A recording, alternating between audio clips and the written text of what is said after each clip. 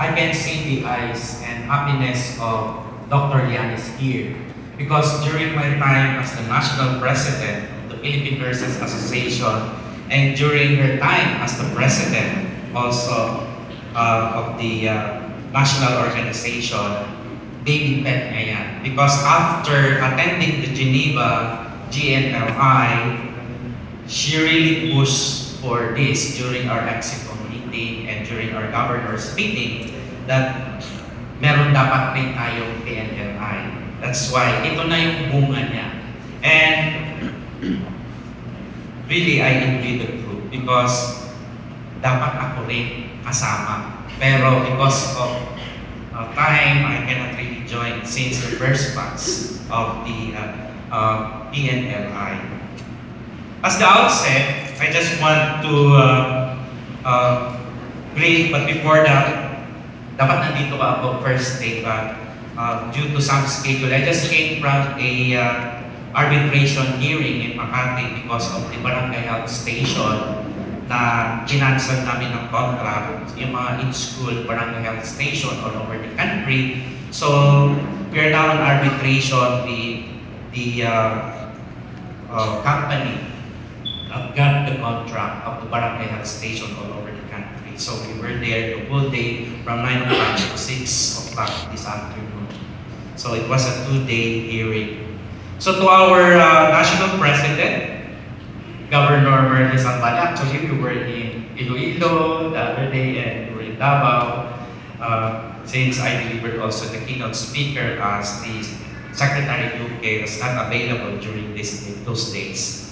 To our Board of Governors of the Philippine Nurses Association and its PNA staff, the past National PNA President, or President today, the third batch of PNLI graduates, congratulations once again.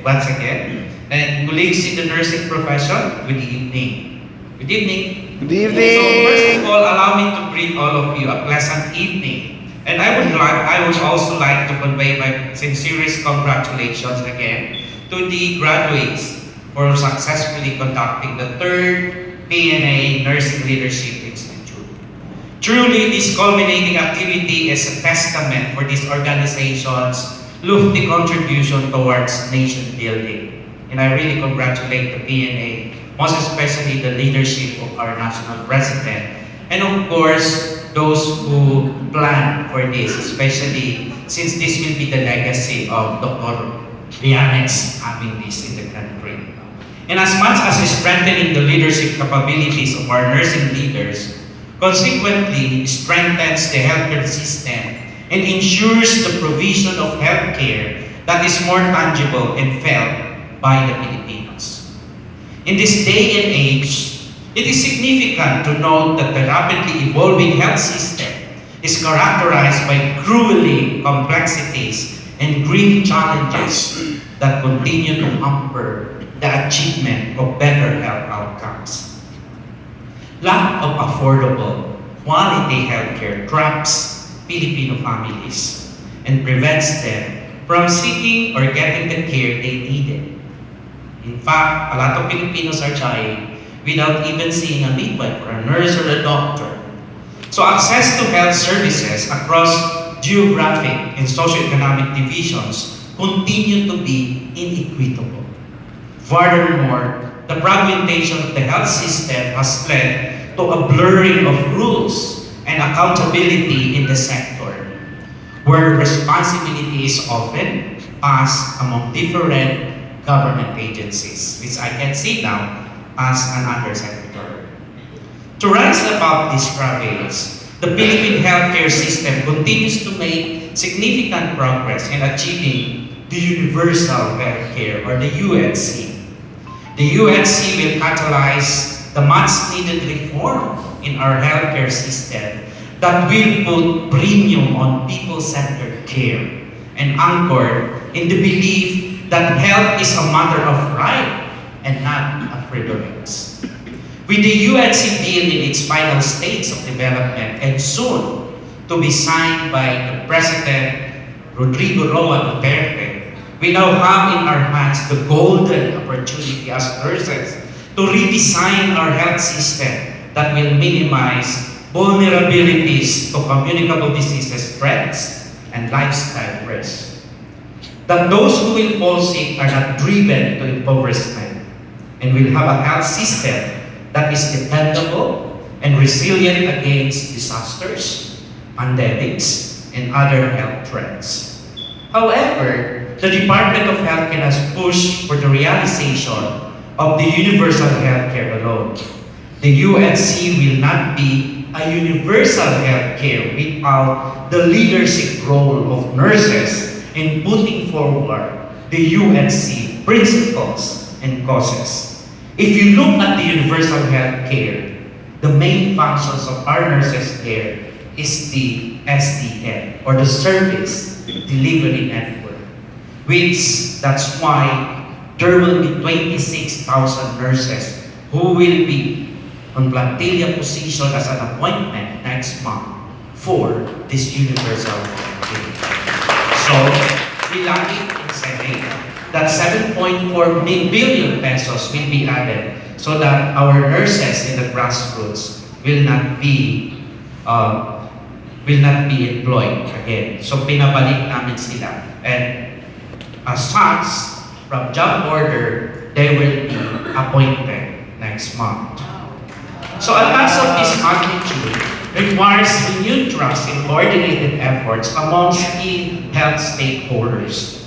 Through collaborative mechanisms, we can start the reforms in building a healthcare system that is strong and resilient. And just to announce that the salary of our nurses next month will be 33,700. Wow! So yung po, yung na-approve salary tranche 3, of course, with benefits now. So a healthcare system that is ever ready before. So these are the health system that we are asking. And the present administration is really focused on this. That we have to board the 105 million Filipinos in an inclusive and equitable manner. We nurses must therefore be poised to provide the necessary leadership at appropriate level of care as we execute our vision into action. So ipakita natin sa mga Pilipinos na hindi dapat TPR lang ang ginagawa natin or monitoring. We should start doing our critical thinking in the ward or in the community and even in the academia. As I conclude, I would like to remark more especially on the relevance of the Nursing Leadership Institute, not only for our nursing leaders, but for the people, the end users of all our healthcare initiatives. To the participants of this seminar, I encourage you to hail your capacity as nurse leader and seek greater relevance in the healthcare setting. You must not be confined with the hedges of complacency and mediocrity, as you need to take the high road in helping the health sector redesign a health system that leaves no one behind. Time and again, I would like to share with you these beautiful words of Martin Luther King, which also happen to be a favorite quote of mine in any of my talk, since election is coming. So we need leaders not in love with money, but in love with justice. Not in love with publicity, but in love with humanity. On behalf of the Secretary of Health, Dr. Francisco Tolentino Duque III, I thank you for being a veritable partner in boosting the universal health care. Again, thank you very much. And cheers to all our greater endeavors. Congratulations, Philippine nurses.